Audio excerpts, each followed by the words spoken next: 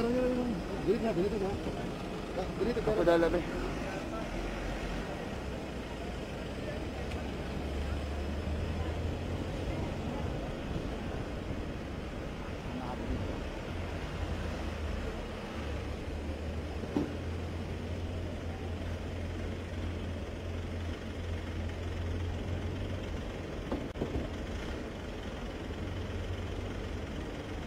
Pare ko din.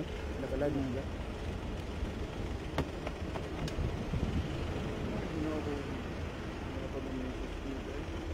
Sige, naka-live pa rin ito, ma'am. Record na lang. Wala, hindi na ito naka-live. So good man. Hindi sila kasabot. Wala recording na ito. Sukmit ipa-live sa Sukmit live streaming. Sige, tanong mo.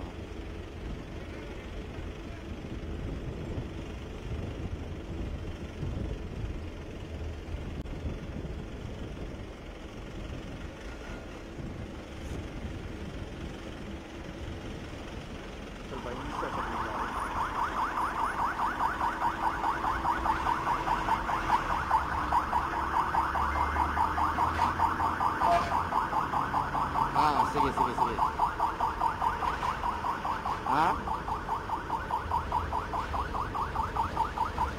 Okay, sige. Naka-live na?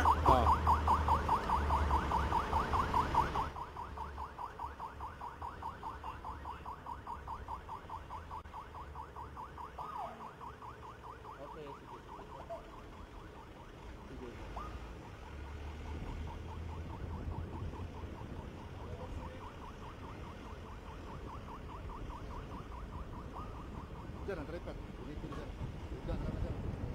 Hello. Sir, ma'am, link. Opo, link na lang po, ma'am. Copy. Thank you po. Salamat.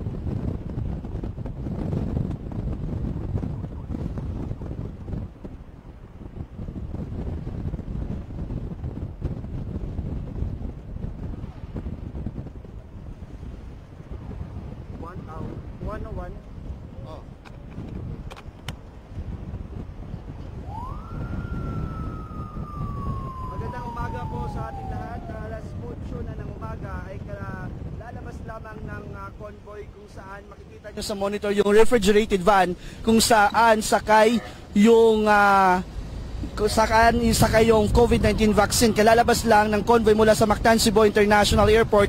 Narito tayo ngayon sa Lapu-Lapu City. Papunta na tayo sa Vicente Soto Memorial Medical Center doon sa Cebu City kung saan nandoon yung storage facility ng COVID-19 vaccine, yung Sinovac vaccine. At maya-maya ay makikita natin dito sa convoy yung higpit ng seguridad na ipinapatupad ng mga pulis at ng mga otoridad at iba't ibang ahensya ng pamahalaan upang masiguro na ligtas na mai-transport yung bakuna mula dito sa Mactan, Cebu International Airport papunta na doon sa storage facility sa VSMMC. So bawat intersection dito sa Cebu ay may nakabantay na mga police, mga traffic enforcer, may mga naka-standby na mga fire truck upang kung mangyaring may mga untoward incident at gayon din yung pagman sa trapiko dito sa ruta kung saan dadaan yung convoy ng COVID-19 vaccine.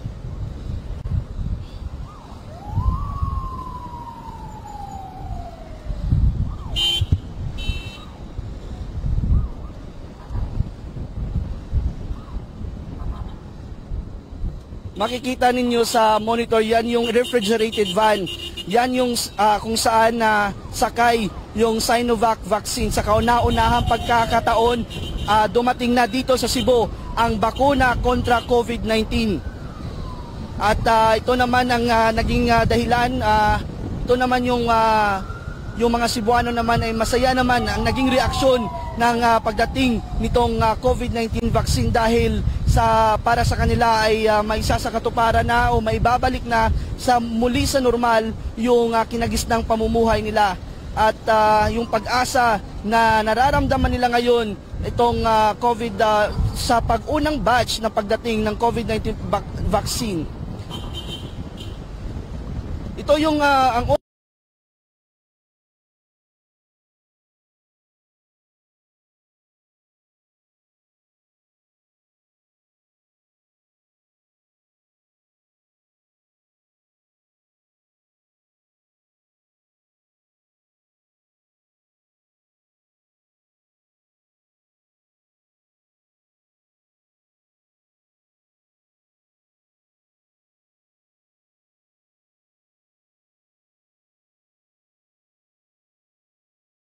nakatakda yung inoculation sa darating na Huwebes.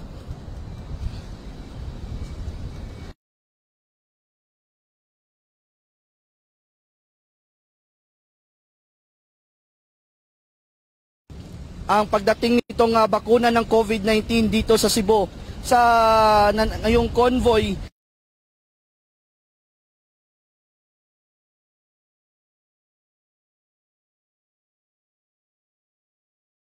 bridge dito sa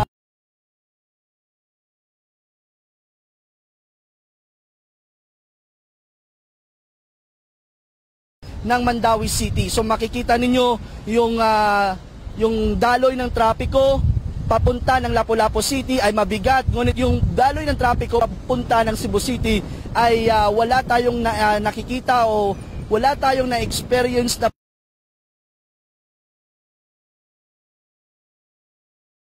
ay nag-assist sa atin. At yung mga traffic enforcer mula sa iba't ibang local government units mula sa Mandawi City, mula sa Lapu-Lapu City hanggang sa Mandawi City papunta sa Cebu City, coordinated lahat. So lahat ng ruta na dadaanan natin ay inaasahan na wala tayong makikita ang problema at para ito'y upang na ita-transport yung bakuna doon sa storage facility sa Vicente Soto Memorial Medical Center. So, nandito na tayo sa Mandawi City mula sa Mactan Cebu International Airport sa Lapu-Lapu City. Ngayon, yung convoy ay narito na, nasa Mandawi City na tayo ngayong mga oras na ito. 8:06 ng umaga na, 7:44 ng umaga dumating yung eroplano, lumapag yung eroplano, laman yung Sinovac vaccine sa Mactan Cebu International Airport. At inaasahan na hindi bababa o nasa 30 minutes lang yung biyahe ng target na makuha ng Department of Health para sa pag-transport ng COVID-19 vaccine doon papunta sa storage facility sa Vicente Soto Memorial Medical Center. So nasa 5,800 yung doses ng Sinovac vaccine ang inilaan ng national government para sa Cebu. Ibig sabihin nasa 2,900 na individual ang mababakunahan. Ang mga medical frontliners ng Vicente Soto Memorial Medical Center ang mga unang mababakunahan dito sa Central Visayas. Ayon sa DOH-7 na tapos na rin na ng kanilang master listing para sa mga babakunahan. Nasa 5,644,789 ka-individual o na individual ang dapat mababakunahan dito sa Central Visayas. Nakahanda na rin ang mga vaccinators sa Region 7. Nasa 4,973 na vaccinator vaccinator teams o 9,945 na individual ang magsasagawa ng COVID-19 vaccination dito sa Region 7. Ang bawat vaccination team ay it comprises ng 6 na kasapi o miyembro. Nakatakda rin silang o nakatakda rin darating yung iba pang mga bakuna mula sa AstraZeneca ngayong linggo o posible sa mga susunod na linggo or next week. Aminado rin yung DOH-7 na marami pa rin ang mga hesitant na magpabakuna kontra COVID-19 at hindi 100% ng mga empleyado ng VSMMC ang handang magpabakuna dahil sa kanilang mga personal na rason. Ngunit umaasa sila na sa oras na meron ng mababakunahan, mahihikayat ang mga itong magpabakuna o magpapabakuna at gayon din ang Sinovac, yung Pfizer at AstraZeneca. Yan yung mga bakuna na inaasahan na darating dito sa Region 7, particular na dito sa Cebu. Sa ngayon ay wala bang specific na oras o pitsa o specific date ang pagdating ng ibang brands ng bakuna. Ngunit pinabibilisan na ng pamahalaan ang pagproseso at nagpapatuloy pa sa ngayon ang negosasyon para sa naturang bakuna. Noong linggo lang dumating ang nasa 6,000 na doses ng Sinovac vaccine dito sa bansa, kung saan nasa 18 years old hanggang 59 years old ang age group na allowed na mabakunahan ng Sinovac vaccine. Yung may 2 linggong pagitan din yung first and second na pagpapabakuna ng Sinovac vaccine. Sa ngayon ay makikita ninyo yung convoy ng Sinovac vaccine dito, yung dito na tayo na sa yung location natin na narito na pa rin tayo sa Mandawi City. Ngunit maya-maya ay makakarating na tayo doon sa boundary ng Mandawi City at saka sa Cebu City. So, ibig sabihin, mga nasa 10 to 15 minutes na lang yung biyahe natin papunta doon sa storage facility doon sa Vicente Soto Memorial Medical Center. So, patuloy pa rin kayong nakatutok sa ating media o special media coverage ng COVID-19 vaccination program ng pamahalaan. Katuwang ang iba't ibang ahensya ng gobyerno, ng Department of Health, ng Philippine National Police, ng FDA at iba't ibang local government units ng Cebu at gayon din yung lahat ng sangay ng PCOO, yung Philippine Information Agency, yung PIA, PNA, Radyo Pilipinas, PTV4 para sa isang malawakang special coverage ng COVID-19 vaccination program ng pamahalaan.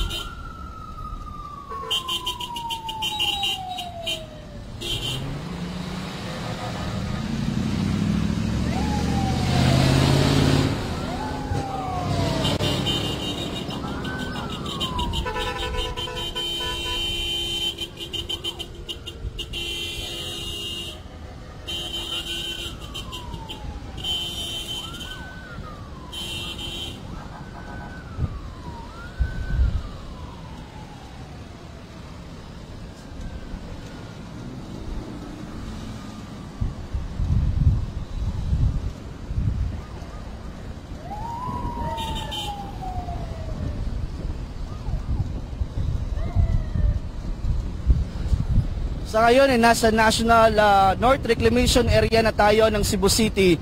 Ito yung boundary na, o malapit na tayo sa boundary ng Cebu City at sa Mandawi City. So, sa napapansin nyo, wala tayong nararanasan na mabigat na daloy ng trapiko. Tuloy-tuloy yung takbo ng ating convoy sa mga oras na ito. Yan yung nakikita nyo sa monitor, yan yung refrigerated van kung saan laman yung COVID-19 vaccine, yung Sinovac vaccine. At maigpit yung pinapatupad na mga seguridad. Kung mapapansin nyo sa bawat intersection, may mga nakabantay na mga polis, may mga nakabantay na mga traffic enforcer para mag-assist ng trapiko dito sa ruta na dadaanan ng convoy ng Sinovac vaccine. At yung panahon naman ay sumabay naman yung takbo ng panahon dito sa Cebu. Maganda yung takbo ng panahon, wala tayong nakikitang banta na posibleng pag-ulan. Maganda yung takbo ng weather natin ngayon dito sa Cebu. So wala tayong dapat ikabahala. Patuloy sa ngayon nakatutok pa rin kayo sa convoy at sa mga oras na ito ay ilang metro na lang yung boundary ng Cebu City sa Mandaue City at mga 10 minutes o 5 to 10 minutes darating na tayo doon sa area kung saan ilalagay yung COVID-19 vaccine.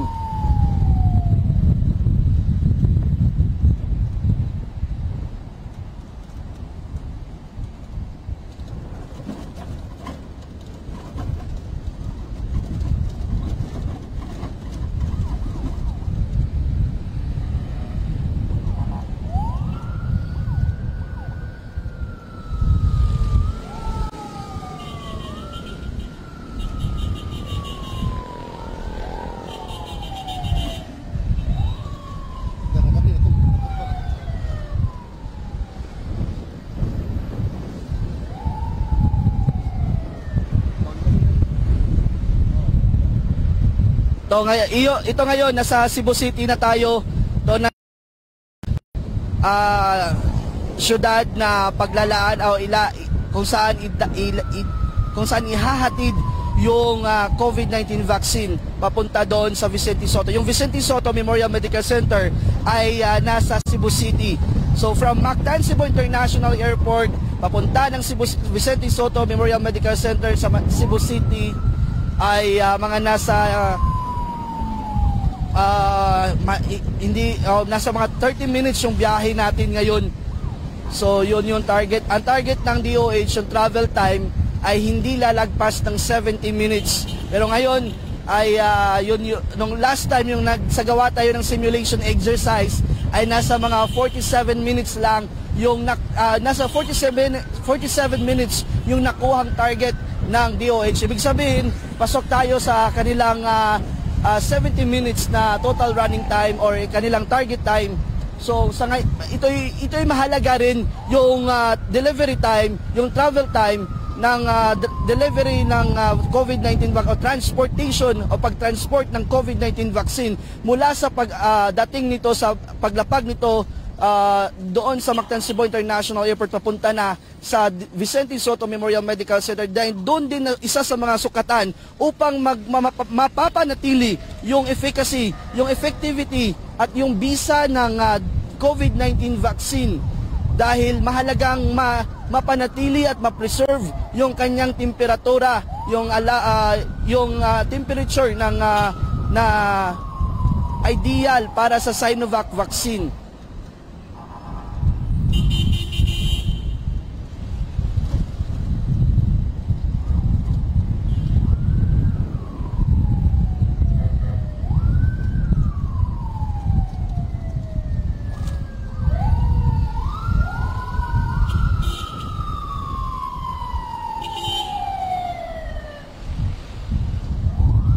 So mapapansin natin ganito kahigpit yung seguridad dito sa ngayong araw dito sa Cebu, dito sa pagdating ng unang batch ng COVID-19 vaccine.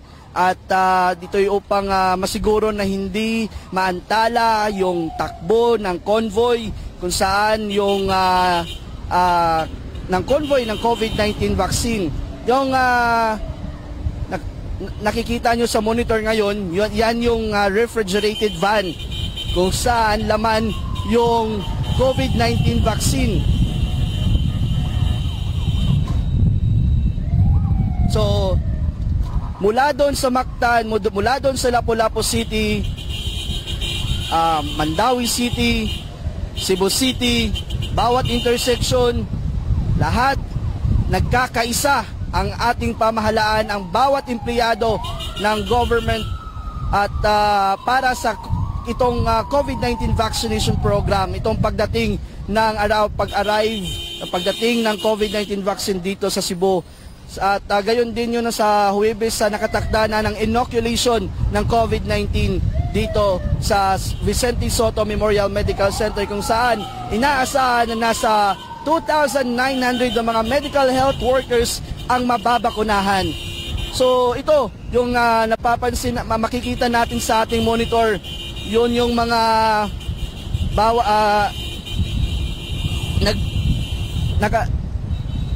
naka-convoy pa rin tayo sa tong refrigerated van.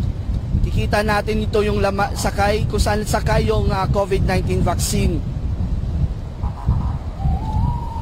Nandito na tayo ngayon sa General Maximum Avenue o Mango Avenue dito sa Cebu City. Ito yung pinaka-uptown area ng Cebu City. At malapit na lamang dito, ilang metro na lang yung layo mula sa Vicente Sotto Memorial Medical Center. So maya-maya, mga 5 minutes or 3 minutes from now, darating na tayo sa location, darating na tayo sa lugar, sa storage facility kung saan ilalagay yung COVID-19 vaccine.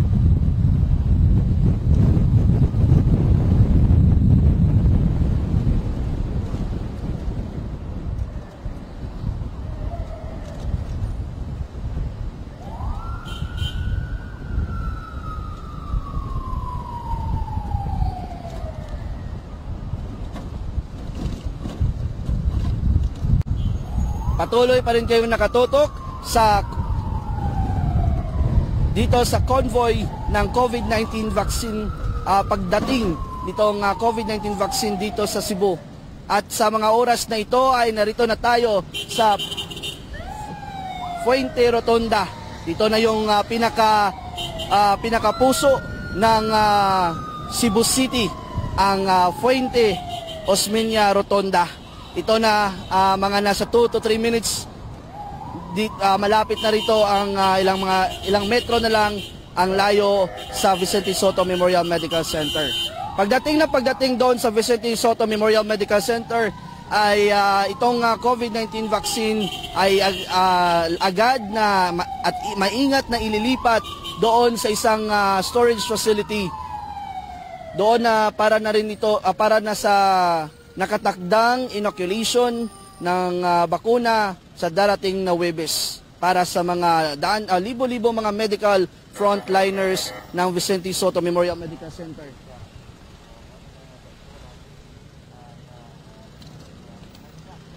So sa mga oras na ito ay nakapasok na tayo dito sa Vicente Sotto Memorial Medical Center, itong convoy natin ng COVID-19 vaccine, yung Sinovac vaccine. At 8:20 ng umaga tayo dumating. 7:44 dumating o lumapag yung bakuna ng COVID-19 sa Bactan Cebu International Airport. 8:20 dumating yung bakuna dito sa Vicente Sotto Memorial Medical Center. At nakaabang din dito yung mga personnel ng VSMMC na siyang mangangasiwa sa paglipat ng COVID-19 vaccine dito sa Vicente Sotto.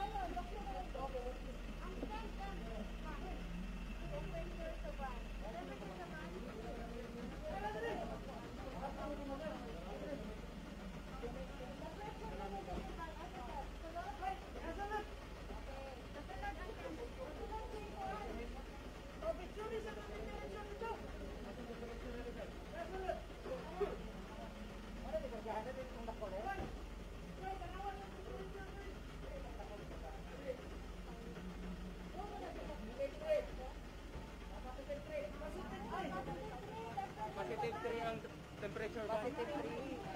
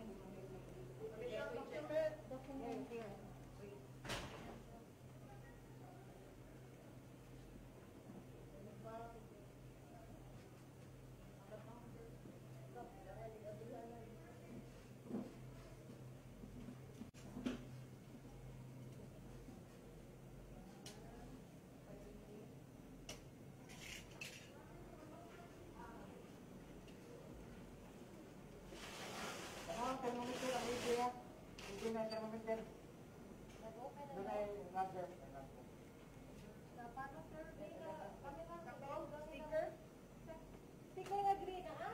Sticker? Yes, sticker. Number sticker.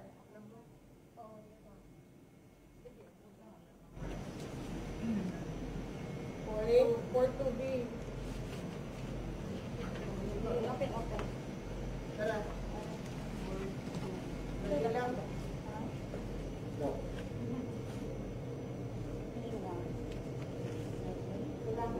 For the last 7. Last 4 Indian 4. 27. 87. 7. Ito lang 4-2 din. 4-2? 4-2-9-6. Kung kata 0-2-9-6. 4-2 na ba?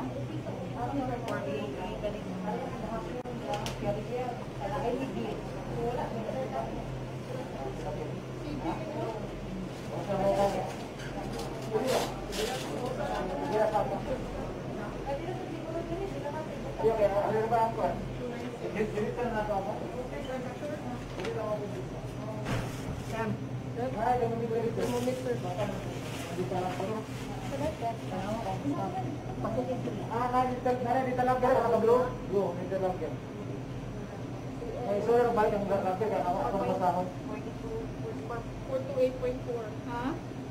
4.2? 4.2? Bahay ka mo lang ang lagyan, kaya ka nang basahan ko. Oh, abangan ang bakit. Nagay sa rin.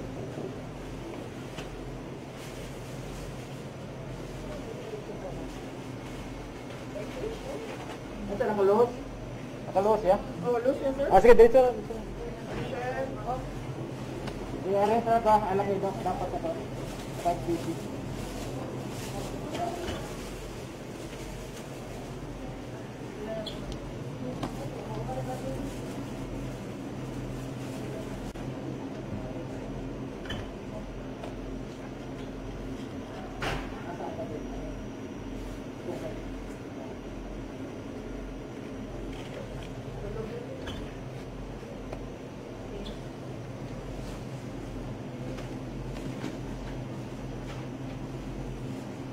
Ito ba? Ayan ba? Upright na? Ay, ano, sir? Upright ba ka namin? Upright? Ay, ano? Mas matuwan mo dyan? Oo. Ito Fire cap na nasa ko.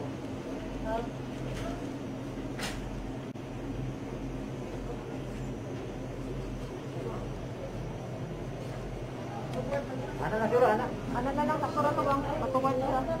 Matuwad. Ay.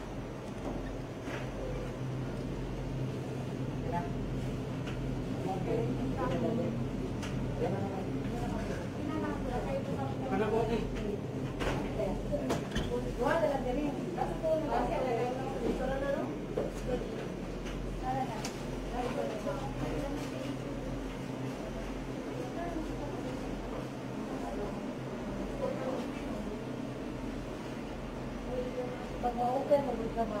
Pwede na open, pwede na kung isa. Ato na may ari lang.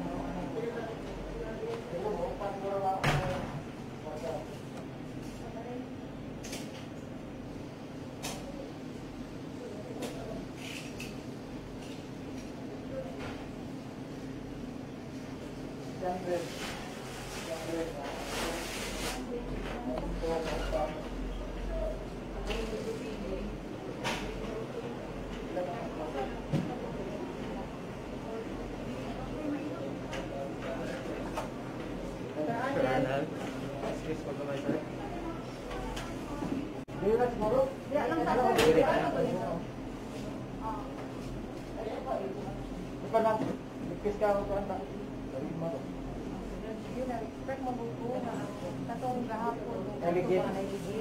So, kung naligid, hindi siya mag-slide sa ligid.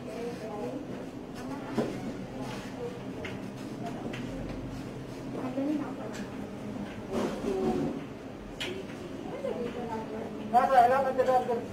Nandun sa ano ma'am? Nandun sa Masilaw, ibabaw masilaw. ng... Sila ang dila po, ang mga sa kinaumusod ng pinag. Dili na, dito na.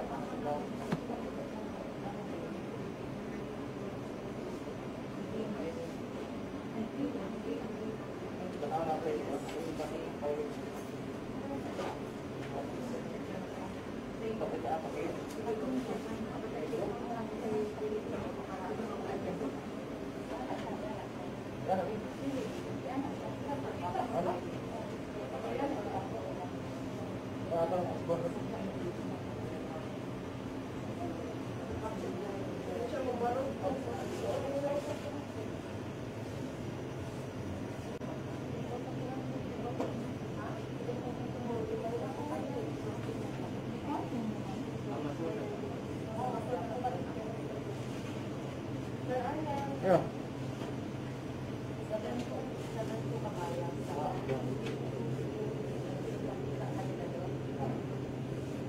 Hindi na ako mag-ilit ay na 360.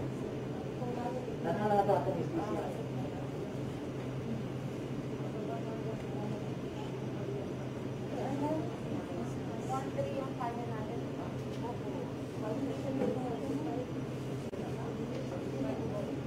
Sige, ako may 50, almost 50%. Kaya ako yung competition ng mga 1,000 bayan. Paano posible sa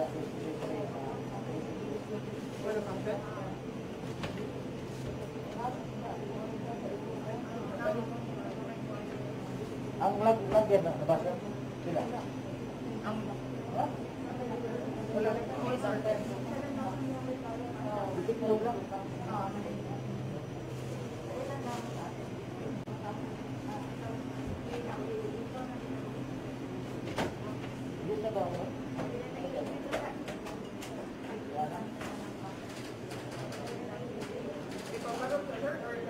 Dalawa na ba?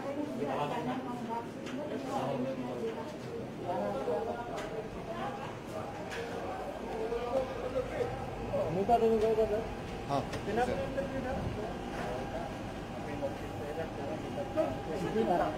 Minta, lapas wala na.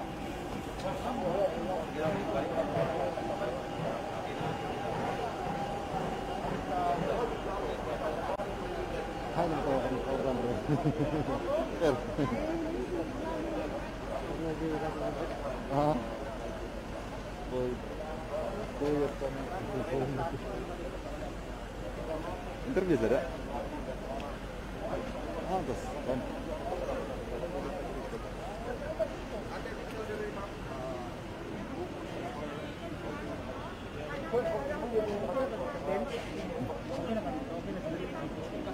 Nag-live ako ni, pero Good lang.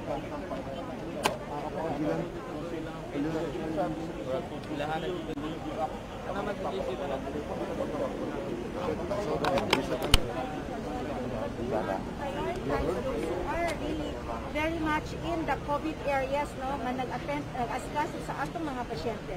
Kamusta ang process sa kuandok? Pag-abot sa vaccine o paghatod dire, kamusta atong process? Very hassle-free. We were, there at the PNP Region 7 para sa ato ang formation. We were there as early as 5:40 this morning, and then we left at around 6:30. We were already there in the airport at 7 a.m. waiting for it to arrive. Coming back, I think it would also be around 20 to 25 minutes only na journey na to. So exactly as the simulation, Doc. Yes, as exactly, it was a perfect system that we had for the simulation and this time. Ang vaccines, Doc, anina yung storage? The storage here is not as difficult as Pfizer.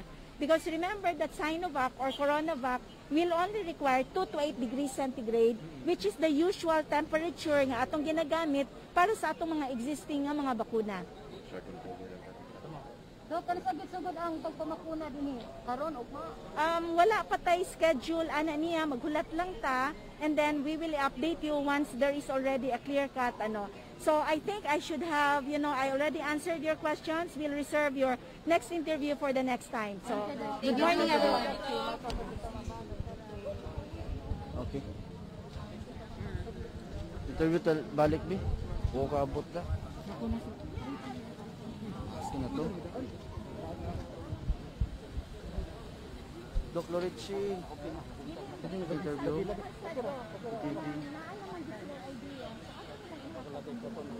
Doc, interview kami sa PTV4. PTV4. This is the official. PTV4? Okay. Sana, no? Very short lang. Okay, sige, sige.